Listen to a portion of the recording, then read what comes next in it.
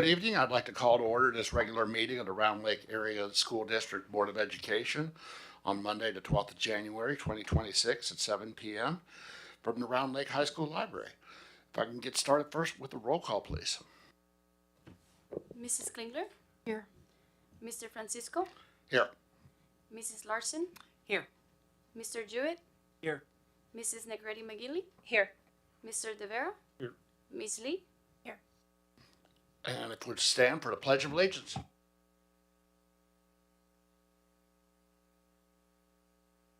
To the flag of the United States of America, and to the republic for which it stands, one nation, under God, indivisible, with liberty and justice for all.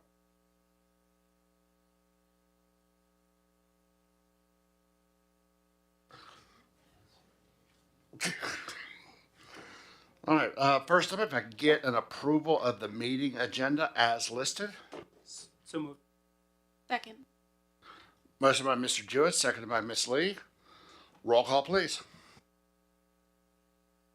Mrs. Klingler? Yes. Mr. Francisco? Yes. Mrs. Larson? Yes. Mr. Jewett? Yes. Mrs. Negretti McGilly? Yes. Mr. De Vera? Yes. Ms. Lee? Yes. Motion carries. We have an approved agenda, and first up on that is communications to the board and our presentation from our wonderful Organic Life partners.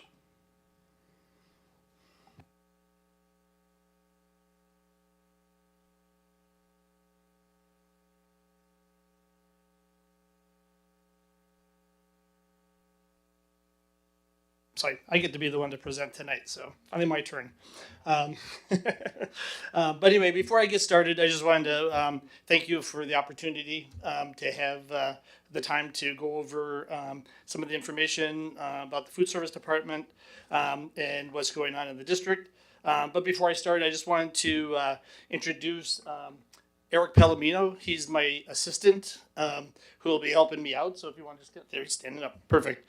And so poor guy, he started a week before Christmas break started, was offered the 2 weeks. Thank goodness he came back, and now he's in his third week of training. So he's taking things good and learning and picking up a lot of good things. So that'll give me a lot of help and support. Still trying to train him and go stuff, but once he's finished, he'll be working mostly out of the high school, which will allow me to do the things that I talked about last year when I first was introduced, was being able to be in schools all the time. Because I want to be out there with the kids, seeing what's happening, making changes, helping, whatever I can do to be the face and, take care of issues that pop up before they come to my desk, and I can take care of things ahead of time. So anyway, so I'm hoping that he'll get through all that and we can get a lot of those things ready to go, and things will be a lot smoother and a lot helpful.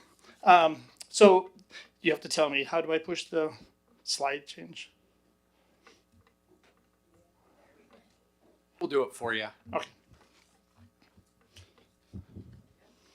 Okay, so as it says, we're going to talk about participation. Ooh, that's a long ways away from me. And we made it bigger so people could see, but that's really a long ways away. Thank you. Just forward. Okay, perfect. Thank you. So I'll look on my paper. So we're looking at the participation numbers for the first one's the elementary schools. As you can see, there is the blue is the current year, the year before, previous school year is listed to the right in yellow or gold. And so as you look through, there are quite a few schools that are a little lower in participation than before, so and some that are a little higher. We're trying to do different things with the breakfast. When we menu something new on the breakfast, it helps with that particular day. We're looking at enhancing the menus a little bit more, giving more new options more through the course of the week, and hopefully we can get those participation numbers to start going back up again on those ones. And then we'll break it up by schools. This is EEC. This is kind of a captive audience. The kids are there. They pretty much are eating breakfast and lunch if they're in their classrooms for the ones that we have. And then the snack program is an all-day program. And as you can see, that one's doing much better. But again, the snacks, we're trying to rotate different things, trying to make better options. But they're, EC is one of those that is kind of takes care of itself. There's not a lot that we do with that. If they're there, they're going to be eating probably with the full day and half day programs. Then we go to McGee, the middle schools and the high schools. These schools, as you can see across there, let's see, I'm trying to look at my numbers here. They're close in some areas. Breakfast, you can see, is very equal in most of those. It hasn't changed much, so we're still trying to grow those numbers to be a little higher. But over at the schools, the high school, the middle schools, they're a lot better as compared because we have a lot more options for them to eat and different things on the menu. So it's a little bit more enticing for them as compared to the elementary schools, which are served, in a different menu for the most part. And then, average meals per district total for the breakfast is the first column, and then lunch. See the different numbers there. I hope you guys can read them or see them too, because it's really hard. We tried making them bigger so people could see, but it's really still a little bit of a difficult. And snack is up again. You can see supper is down by 49 average. And again, we're talking about averages. So some days are higher, some days are lower. So it depends on, we could have a new menu item or a menu item that does really well and that has a higher participation, but then another day will bring that participation down, depending on what's on the menu, depending on the outside factors of what's going on too. So the biggest thing that we talked about or found as going through everything is the averages. So they do correspond to a drop of about 5% in average meals per day, which does correlate to the 4% decrease in enrollment. So they do kind of feed off of each other that way. However, there's a lot of other things, when you get to the enrollment numbers, that's one number. That's a status number, but you also have to take into that account to that is attendance. And we don't really have those numbers to track to see where we are in attendance. But, we had the different issues with a lot of students families nervous about kids with the ice and all the other stuff going on. Sorry, I'm getting nervous. And then the other thing, of course, is we did have an extra day that we had a remote learning day. So they did correlate on the bottom. You can see the percentages and what they discounted to about an average of 4%.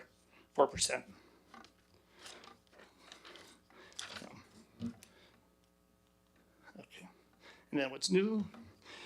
This is still in progress, the SonicQ monitoring system. Everything's in place we got all the equipment and everything. We're just waiting for the setup of the electrical to be run, or the Ethernet cables. Everything runs off of a hub. So instead of taking temperatures with thermometers and then taking them when you leave at the end of the day, another one in the morning, this system will monitor the temperatures. We'll send out alerts so we can tell ahead of time, if there's going to be if there's an issue that's starting at a particular school, a particular unit. So it'll be a mobile unit. There'll be in each cooler. We'll have a sensor that reads to a hub, and we'll be able to track them and hopefully catch any kind of mistakes ahead of time or errors that are going to be coming up, so we don't end up like we did here at Round Lake Middle School in McGee, which both kind of went down around the same time over the summer.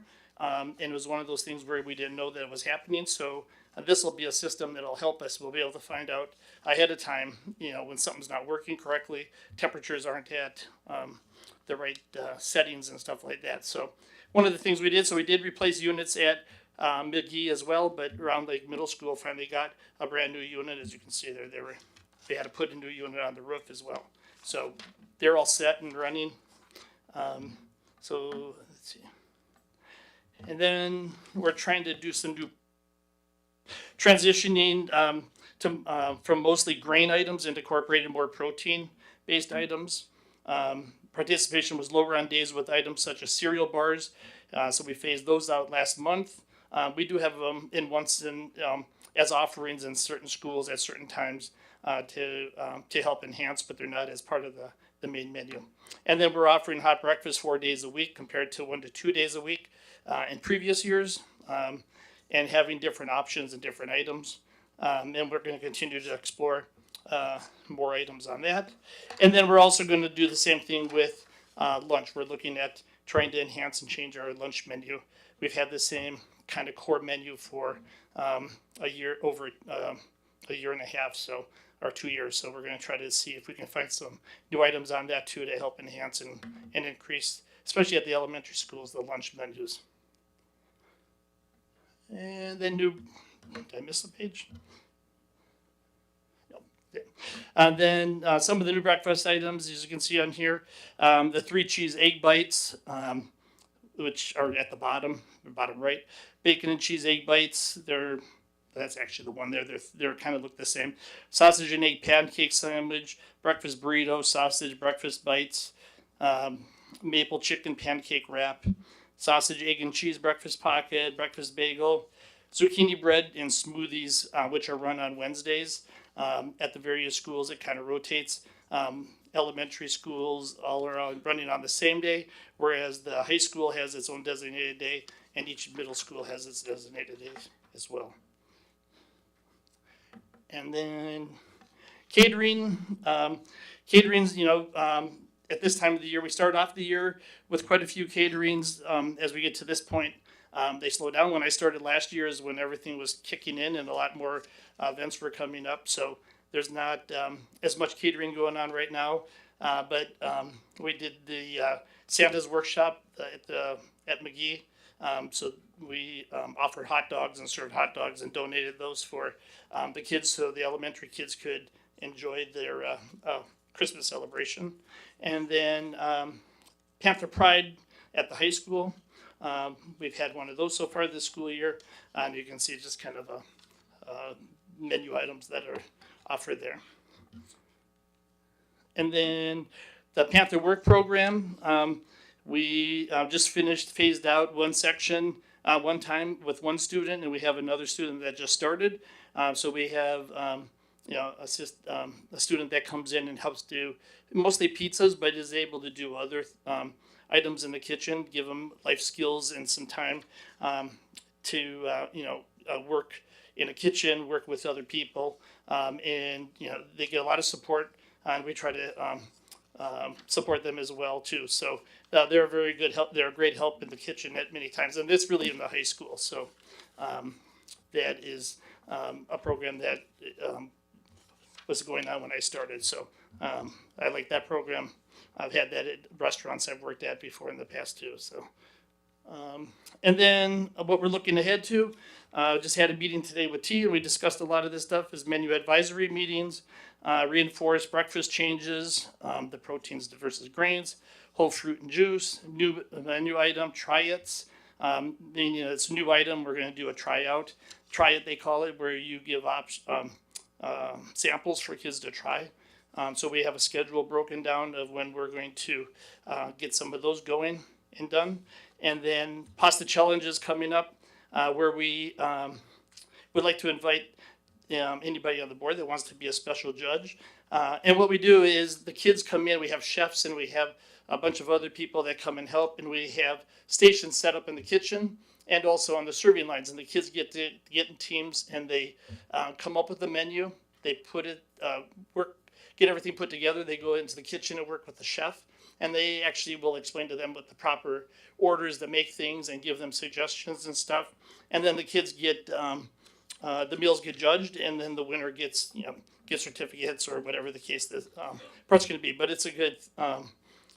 Last year we did pasta challenge, and I think there was like 60 kids. I think that were part of the whole thing. So it was very a big program, and the kids really liked it. So that's going to be coming up too. And then my last thing is grateful for another incredible year, and want to continue. And again, I think too, I'm hoping a lot of things going on, being out there at the schools, I'll be able to help with the looking at what's going on, come up with ideas that can help with participation to get numbers back up.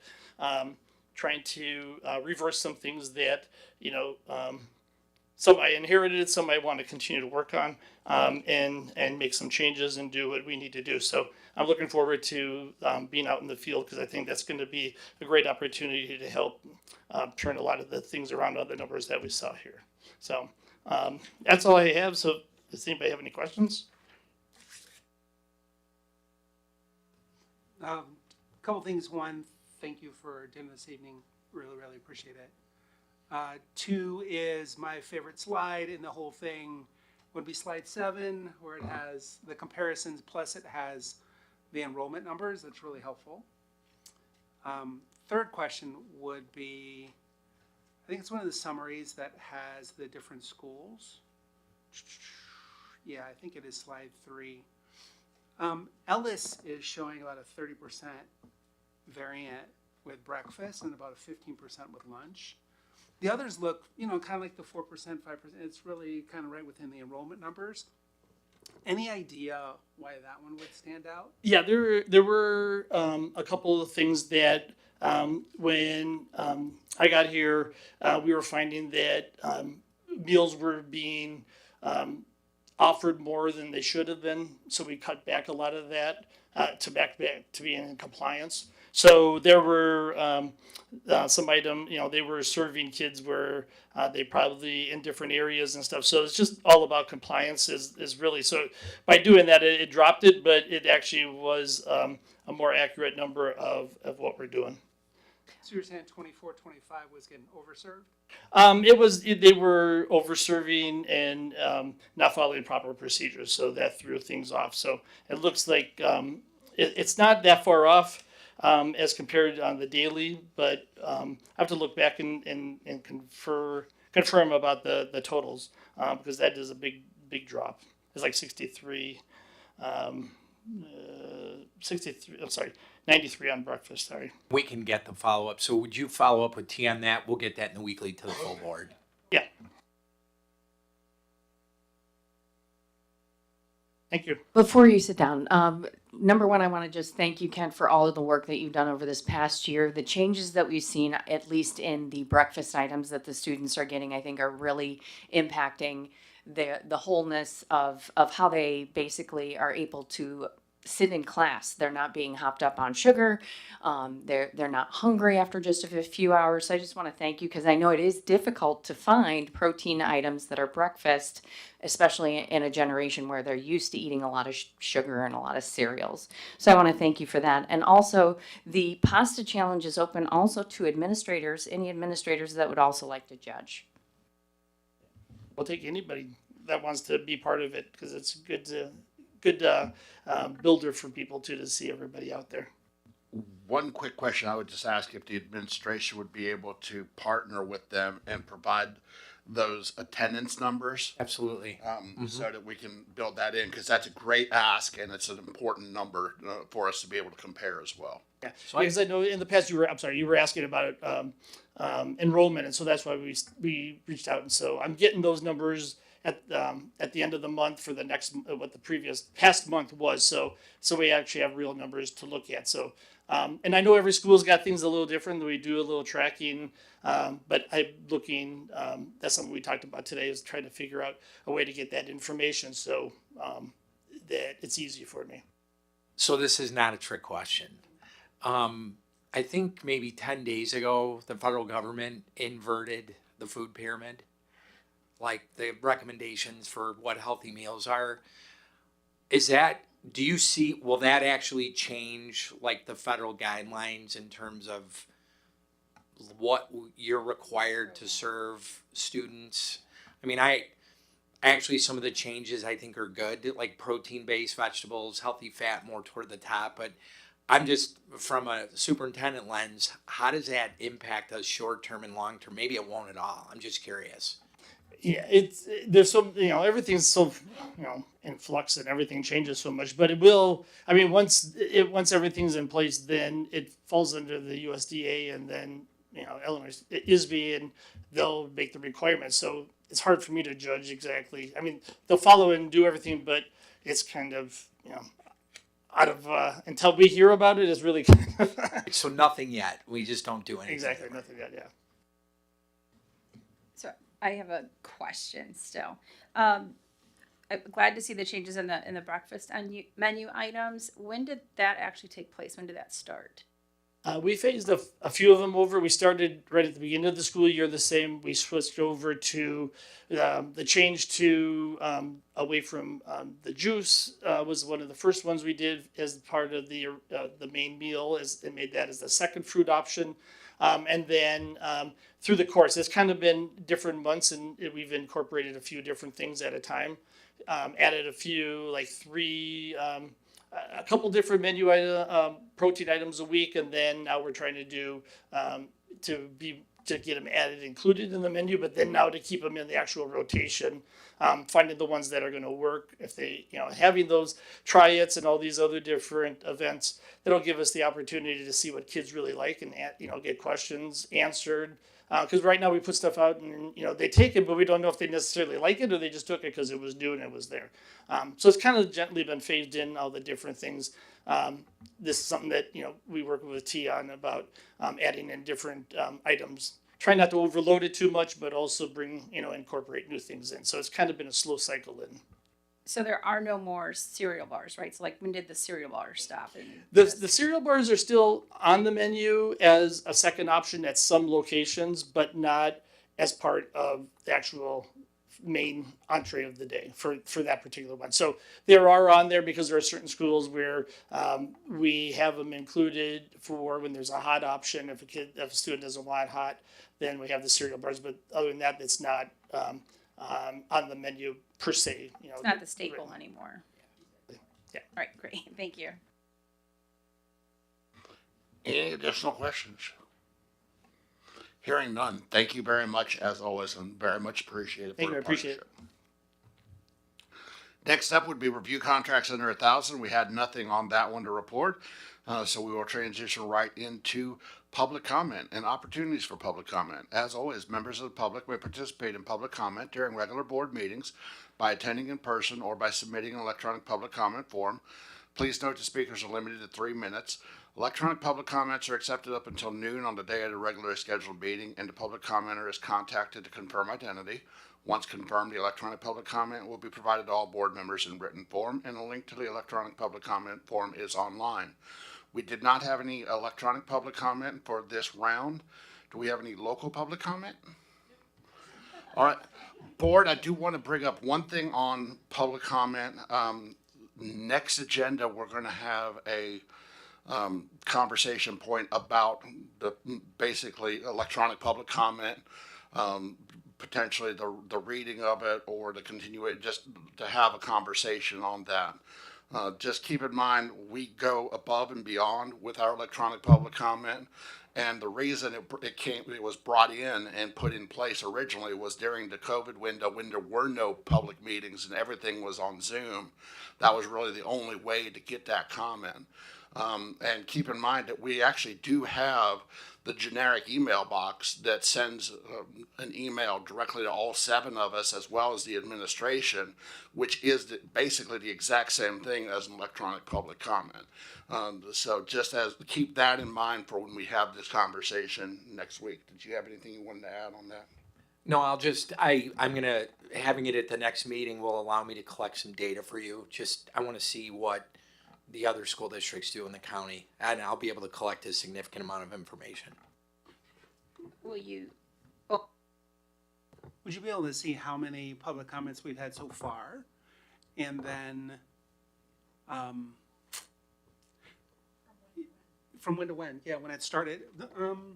It depends on how easy it would be. We'll do our best. Yeah, because it's in I believe a Google form, so we'd be able to get it.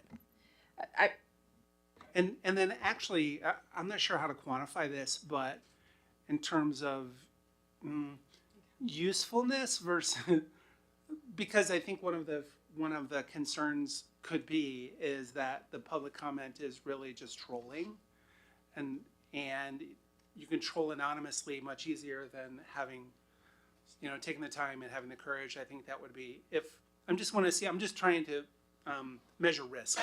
So I don't know exactly how to do that and how to measure that, but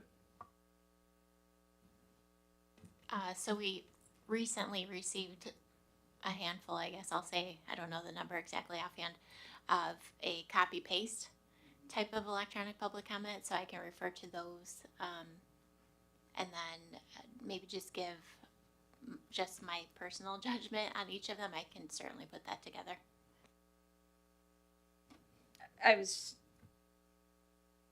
just going to ask. I know you mentioned to see what other districts are using. Will you reach out to ISB and even the attorneys and any guidance or guidelines they might have? Absolutely. We'll give you the legal requirement, current practice, what other districts are doing, and just to give you information so you can make an informed decision. Thank you. All right, next up, we will move to the superintendent's report and Dr. Mendoza. Thank you, Board President Francisco and Board of Education.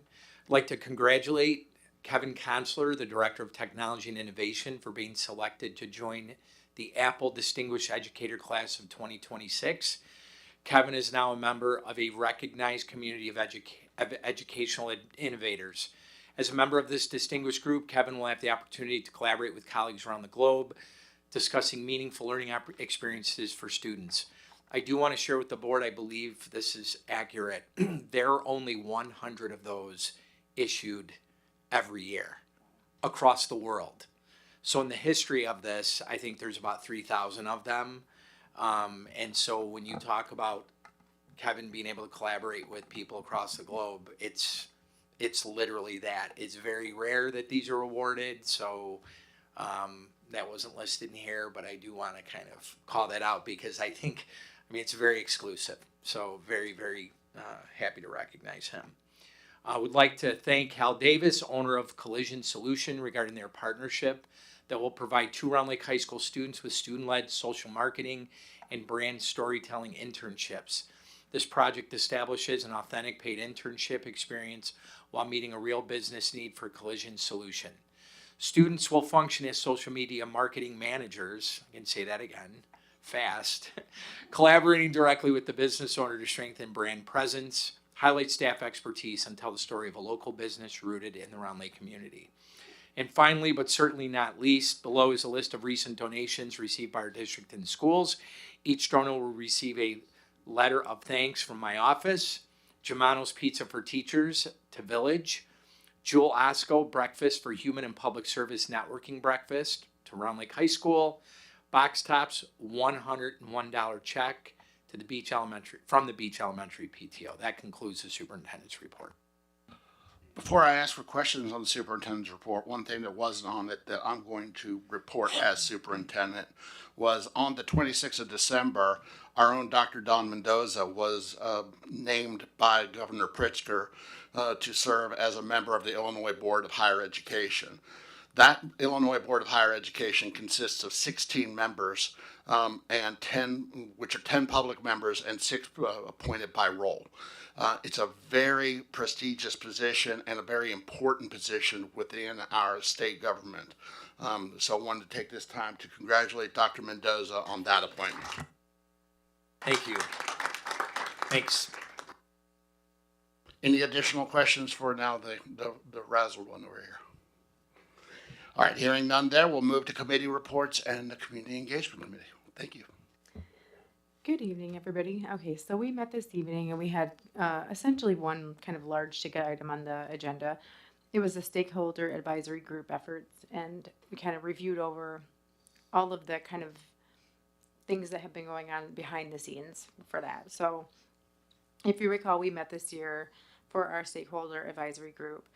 And when they did meet, they had actually a couple of subcommittees come out of that. Excuse me one second. I'm struggling with Diligent. I apologize. We have like a new system, and it's I'm figuring it out.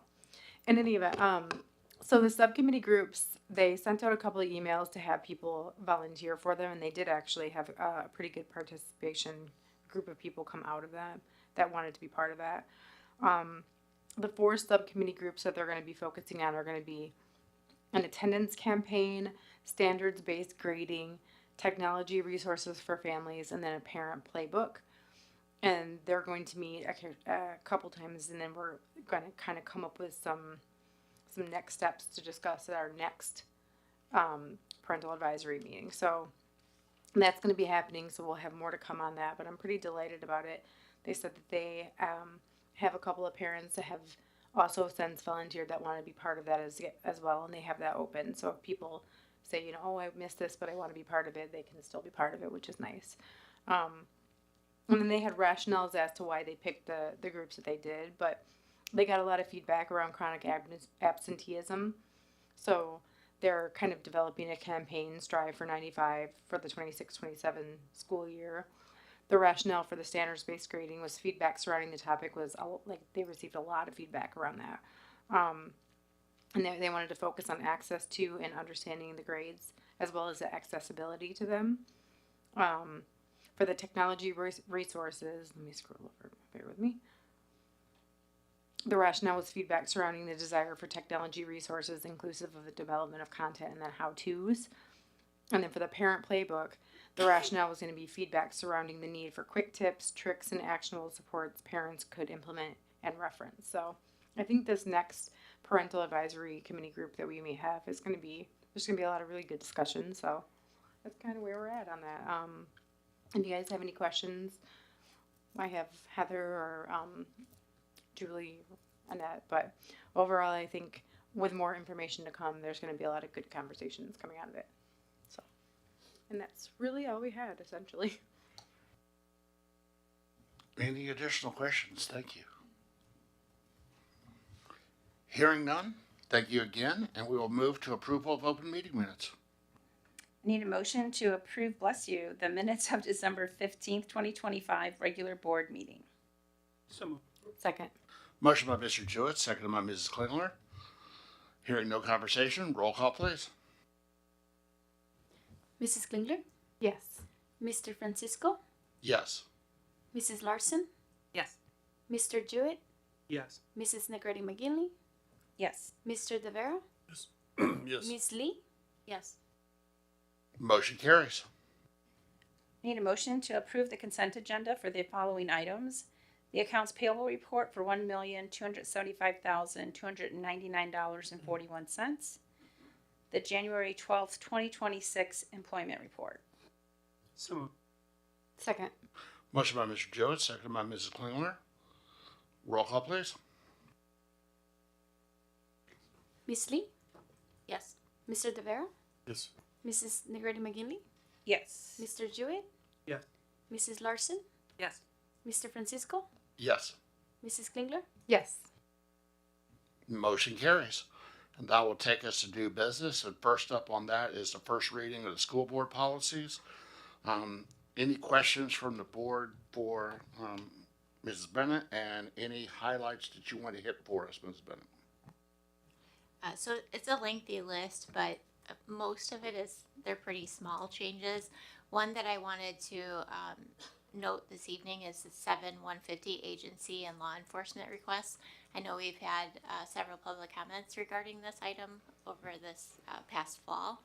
So just noting that this policy is rewritten to address new requirements and clarification. However, after speaking with our attorney who has been directly involved with the development of procedures and policies related to this in the state with other attorneys and legislators, she confirmed that what we have in place for our procedure today is all that's required within policy. Given how on the other side of it are administrative procedures that you don't necessarily see as a board, but is aligned to this board policy. We went through that whole process last year in developing administrative procedures across all of our policies. There are a couple changes that we have made and will be communicating this week internally. So the administrative procedure recommends that we develop a list to be posted in every school or administrative office identifying designated personnel who are authorized to consult with the district's attorneys regarding any requests that come through and or approve or authorize any of the requests that are submitted. There's also a sample exhibit that they provided to us that we will be utilizing as well. that is called a record of agency and law enforcement request form. So whenever, if ever we receive such requests, we will complete this information in this form so that we have that documented. So it's basically just asking who is requesting it, what have you done to confirm that everything that you should have done in order to allow or to deny a request. So that will be, I did send that information over to Dr. Mendoza and our EARL president today, just for their eyes. We've been working together all along since the development of this last winter, really. So we'll be communicating that information out to staff this week. We'll be printing and having hard copies of the information available at all of our schools and offices so that they have it right in front of them, just in case somebody is covering.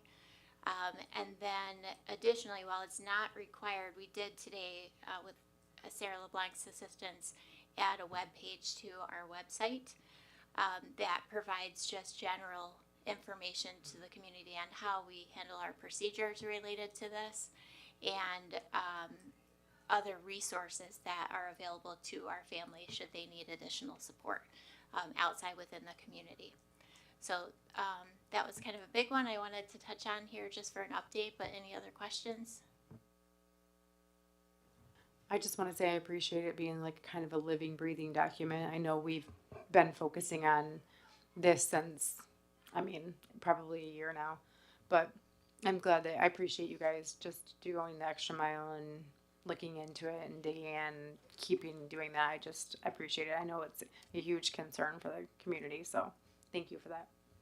One of the biggest changes that it really outlines within the policy is that we are not allowed to, nor do we request any information related to someone's immigration status. So that just clearly outlines that that's not any different than how we have been operating as a school district, but it is kind of written on formally at this point in time.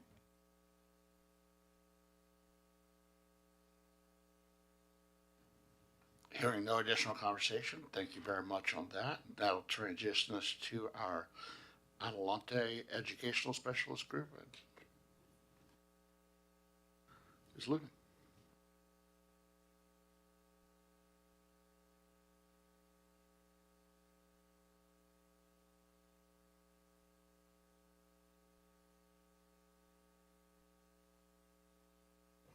Hello again.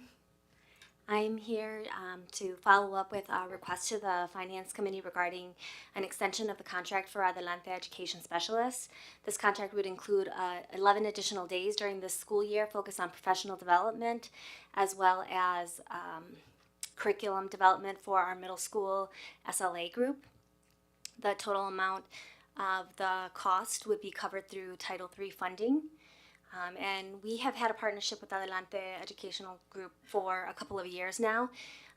Our teachers have felt that it has been beneficial to them to be able to work with them. We've built a good relationship with the team and the staff members from Adelante, and we would like to continue that partnership in order to continue to build our dual language program and to support our dual language teachers. So as mentioned, that was reviewed at the last Finance Committee meeting. As mentioned, it's funded through Title III, and they did receive good feedback in this fairly new partnership with Adelante. And as you heard through the request, they would like to continue that. Hearing no additional conversation? I need a motion to review and support the agreement with Adelante Educational Specialist Group in the amount of $38,500 to be funded out of Title III grants monies. So move. Second. Motion by Mr. Jewett, seconded by Mrs. Klingler. Roll call, please. Mr. Francisco, Yes. Mrs. Larson, Yes. Mrs. Klingler, Yes. Ms. Lee, Yes. Mr. Jewett, Yeah. Mrs. Negretti McGinley, Yes. Mr. De Vera. Yes. Motion carries. Thank you. Thank you. Next up is Ms. Jacobellis and the Catalyst for Educational Change. Good evening. I'm pleased to share that at the Finance Committee, I brought forward a contract with Catalyst for Educational Change to extend consultation and professional development in special education instruction and pathways program design for the 25-26 school year.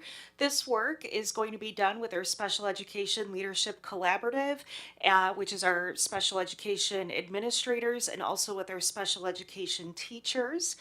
The total cost of $48,854.40 will be funded through our IL Empower School Improvement Grant, and I respectfully request the Board of Education's approval. So again, this was reviewed at the last Finance Committee meeting. Again, a lot of great work happening within the Special Education Department. This is, I think, kind of like the catalyst for it. So again, this has been reviewed and supported by Finance. Hearing no additional conversation? Need a motion to approve and extend the contract with Catalyst for educational change for the remainder of the 2025-2026 school year. So moved. Second. Motion by Mr. Jewett, seconded by Ms. Klingler. Roll call, please. Ms. Lee, Yes. Mr. Durr, Yes. Mrs. Negretti McGinley, Yes. Mr. Jewett, Yeah. Mrs. Klingler, Yes. Mr. Francisco, Yes. Mrs. Larson. Yes. Motion carries. Thank you very much. Thank you. Next up is Incident IQ and Mr. Consular. Good evening. I'd to seek review and approval of a multi-year contract for Incident IQ. Incident IQ is a unified system that will support multiple departments across the organization, including technology, facilities, safety, and human resources. We started evaluating Incident IQ last spring with a project team of over 21 individuals, and we went through multiple rounds of demo. It was a very thorough process. Ultimately, it was unanimous that to move forward with Incident IQ and bring that to you this evening. The platform comes highly recommended, and there's a number of other school districts in Lake County that have partnered with Incident IQ, 13 in total. As I mentioned earlier, we're bringing a multi-year contract to you this evening. Through this multi-year contract, we were able to secure additional years at a really beneficial pricing that's below market value. So upon approval this evening, we'll gain access to the tool on March 1st, and we feel that that'll give us enough time to set the tool up in preparation for next school year. In your board packet, I highlighted a few modules that we'll be purchasing with the platform. And through that, we'll also be eliminating 4 current systems that we currently use. That includes Freshworks, Brightly School Dude, which is what we use for events and ticketing, and then form approvals, as well as Asset Calc. So our current suite is a little over $82,000. And by moving forward with Incident IQ, we'll actually have a net savings of close to $43,000. And working closely with Ms. Negretti McGinley in preparation for the Finance Committee, she was great and instrumental in making sure that we are very prepared going into this process. We talked about data migration. How are we getting data out of our current tools and available to us moving forward, so that if the board happens to have questions, or if the district happens to have questions, we can reference back to our current data. Also, post-launch, we're making sure that we have a really strong support plan in place. And that support plan isn't just for our staff and our community, but it's also for those of us, including myself, who will be setting the system up. So they have a great support plan in place, and we'll actually be given a customer success manager that'll answer our questions. We'll also have a professional development plan in place leading into the start of the school year, so that we make sure that our staff understand how to use the system, they're familiar with it, so that we can really hit the ground running at the start of next school year. And then our plan is to bring updates to the Board of Education throughout the spring. Ms. Negretti McGinley called out this is obviously a very critical tool that's impacting multiple departments, so we want to make sure that the board stays informed. And if you happen to have any questions, we're always here to answer them. If you have any questions this evening, I'm happy to answer them as well. Thank you. Yes, as Mr. Costner mentioned, this was reviewed by Finance, and I would say very thoroughly. There are a lot of questions and communication and conversations that happened. As mentioned, it's going to affect many platforms across the district. As one mentioned, we currently use School Dude, which again, as we mentioned, we want to make sure internally prepared, but School Dude is used outside with the community when they request, like just using Spartans when they ask to request a football field.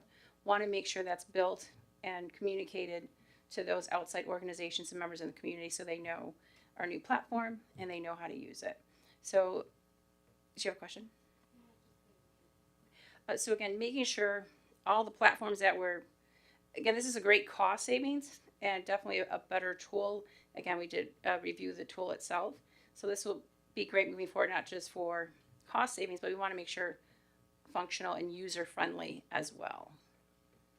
I just was curious if you had any concerns about the multi-year contract. We usually don't do that. Well, it depends what we're contracting with and whether doing multi-year or not, but this is a software platform that we're investing in, and School Dude has not proved to be very user-friendly and very reliable, and many of the platforms that Mr. Costner mentioned. So, and in doing the multi-year, definitely a huge savings. Any other questions? Hearing none.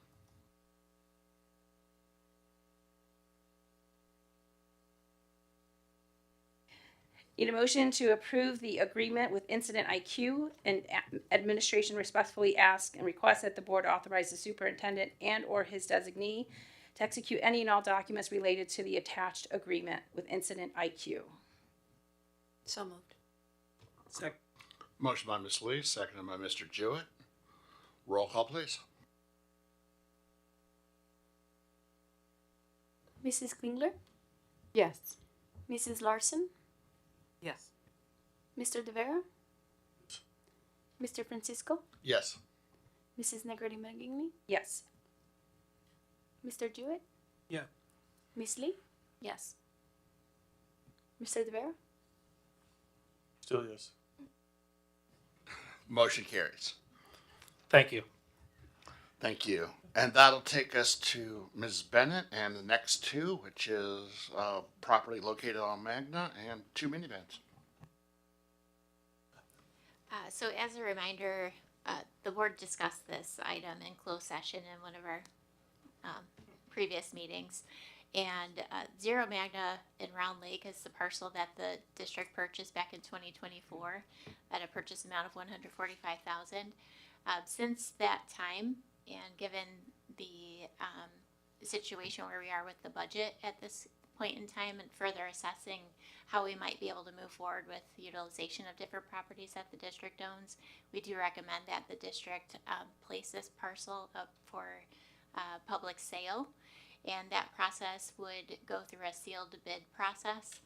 The timeline is outlined in the memo. But if all goes well, pending board's approval for the approval of this to move forward for public sale, we would anticipate that we would be bringing back a sale agreement to the board by early March. If everything goes as we hope, we are setting a minimum acceptable price for the 145,000, which is the same amount that we purchased that property for back in 2024. So, any questions?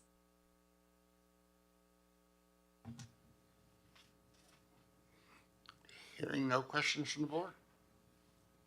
I need a motion to approve the authorization to sell real property located on Magna Drive in Round Lake.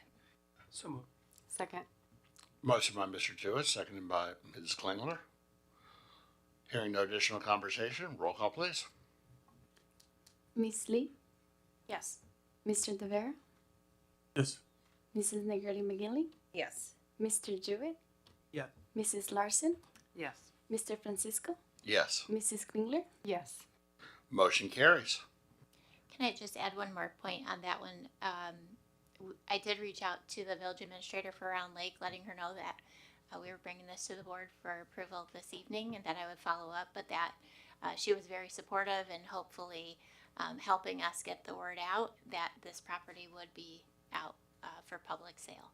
So I sent her the draft posting, and then we'll get moving on the posting for it to get into the paper for next week. So hopefully that will help us in this process as well.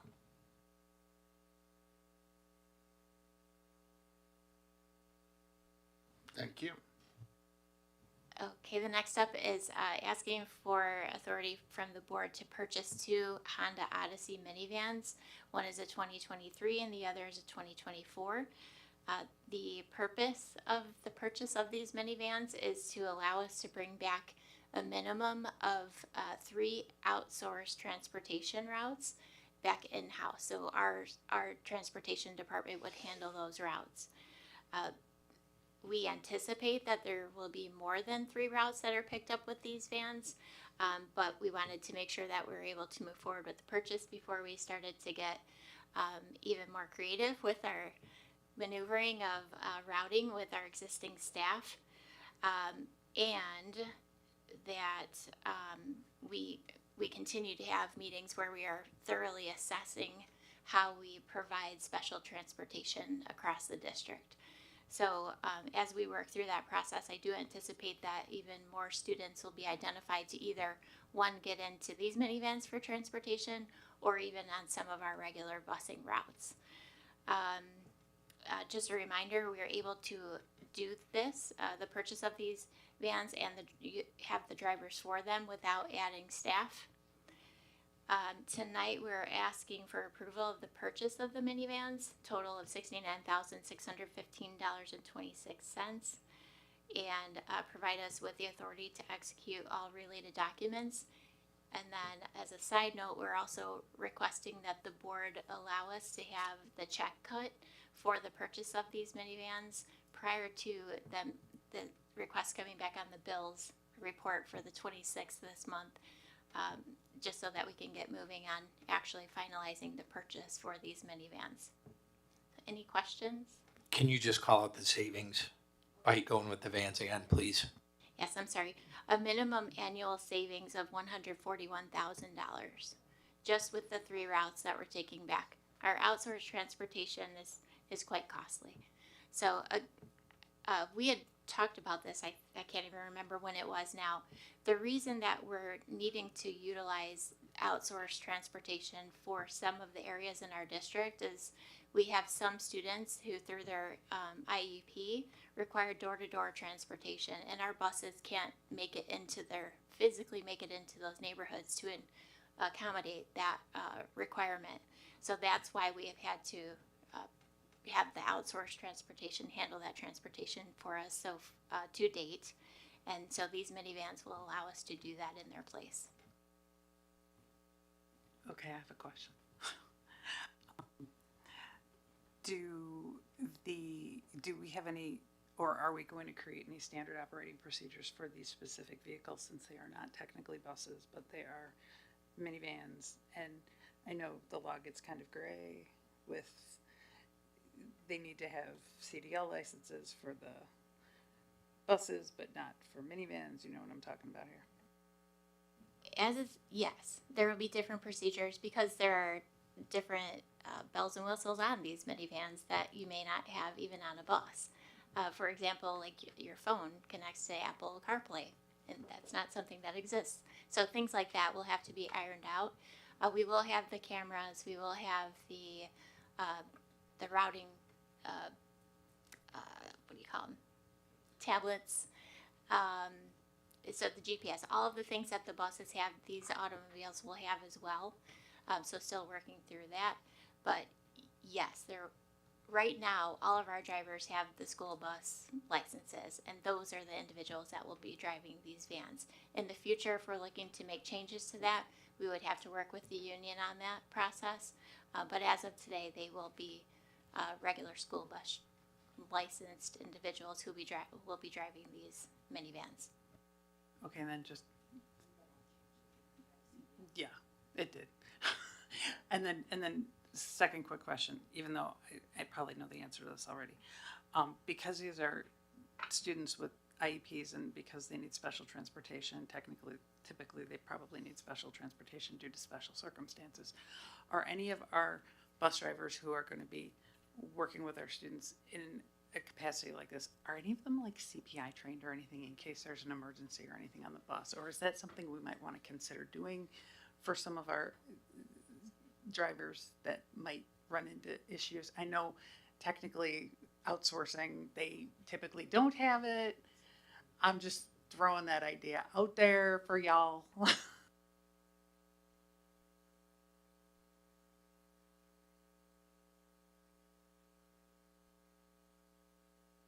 I appreciate and love this question.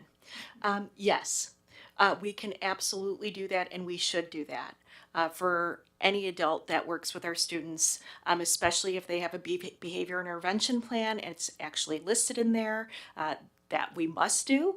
But certainly, if we have any students with any sort of disability that requires that in their IEP, we would most certainly have that type of training. I was just looking to head off any problems potentially down the road. Just, you know, I look ahead. I do too. Much appreciated. And some of the outsourced transportation that I've learned through our meetings over the last several months here, there might be an aid that's placed on that minivan with, I think we've been utilizing Topline for that. So as we're assessing which students we're bringing back, we're also looking at that information as well. So Sharon's team has been part of all of that process of assessing which students we're able to actually bring back.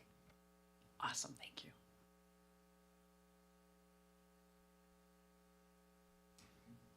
Hearing no additional conversation.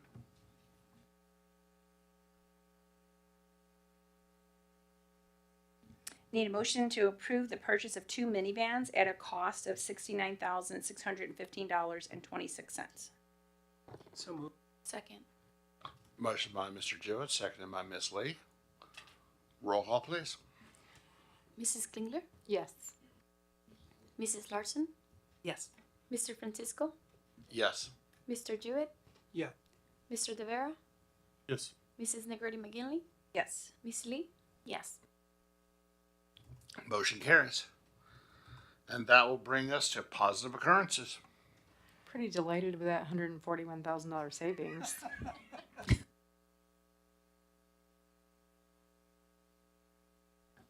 I know that our Organic Life representatives are gone for the evening, but I did ask my son about the new breakfast items, and he said they were low-key tough, which I needed clarification on. But he said he said that's very good.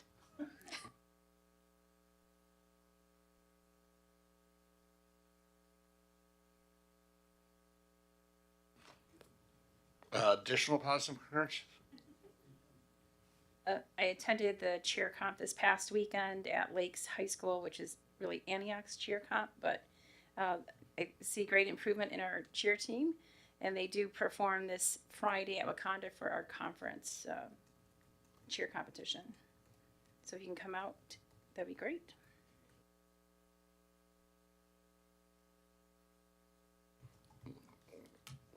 My child's been out of the circuit for so long, I don't even know what the positive Wrestling night occurrences for are senior anymore. night. I was gonna say, Jen was like, hey. Yeah. Thursday we had senior night for wrestlers, which was of 3 children. This was the first athletic senior night that I got as a parent because my other 2 graduated during COVID times. So I was impressed with the bells and whistles, and it was nice to recognize all of these senior athletes. Also with a win against Grays Lake North.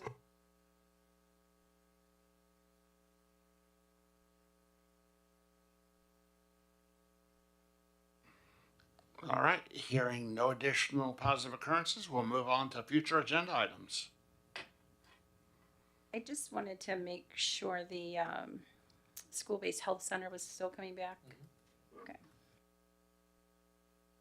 Did Dr. Epgar say February or the next meeting? All right. I thought it's January. Yeah, I thought it was I'll- the next. I just want to confirm. Yeah, That's we'll why I'm see him asking. tomorrow, and if there's a change, I'll update the board, just given what I've been sharing with you. Yeah, of course. That's why I'm asking. All right, so that would bring us to, I need a motion to convene in closed session as permitted by statute 5 ILCS 120/2 for the purpose of discussing the following: closed meeting minutes 5 ILCS 120/2 C21, litigation 5 ILCS 120/2 C11, And employment matters, 5 ILCS 120/2C1. So moved. Second. Roll call, please. Ms. Lee, Yes. Mr. De Vera, Yes. Mrs. Negretti McGinley, Yes. Mr. Jewett, Yes. Mrs. Larson, Yes. Mr. Francisco, Yes. Mrs. Klingler. Yes. It helps if I actually say who did the motion. Motion by Mr. Jewett, seconded by Mrs. Klingler.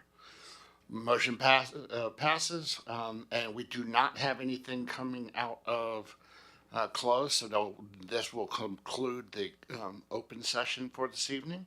Thank you, everyone. We will see you at our next meeting.